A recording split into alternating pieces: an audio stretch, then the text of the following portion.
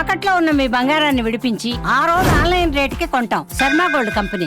భారత్తో పాక్ కయ్యానికి కాలు దువ్వుతున్న వేళ బలూచిస్తాన్ పాకిస్తాన్కు చుక్కలు చూపిస్తోంది. భారత్ చేతికి మట్టి అంటకుండా పని కానిస్తుంది. భారత్తో యుద్ధానికి సై అంటే సై అంటూ రెచ్చిపోతున్న దాయాదికి బలూచి చావు దెబ్బ కొట్టింది. భారత్తో యుద్ధం తర్వాత ముందు తమను ఎదుర్కోవాలంటూ సవాల్ విసురుతోంది.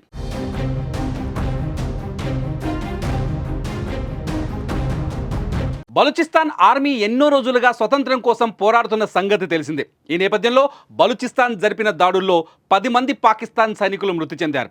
పాక్ సైనికులను లక్ష్యంగా చేసుకుని మార్గట్ ఏరియాలో రోడ్డు పక్కన బాంబు పెట్టి రిమోట్ కంట్రోల్తో పేల్చేశారు. ఆ తర్వాత దాడి తమదే అని వీడియో విడుదల చేసింది బిఎల్ఏ.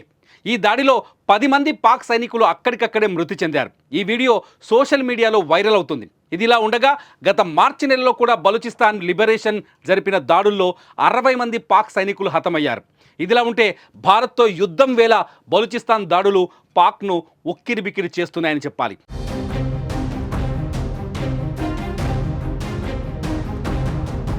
మరోపక్క లిబరేషన్ ఆర్మీ పాకిస్తాన్కు తీవ్ర హెచ్చరికలు జారీ చేసింది. బలూచిస్తాన్ ప్రజలను పాకిస్తాన్ ప్రభుత్వం అణచివేస్తోందని, తాము స్వతంత్రం కోసం పోరాడుతున్నాం, భవిష్యత్తులో కూడా ఇలాంటి దాడులు ఉంటాయని హెచ్చరించింది.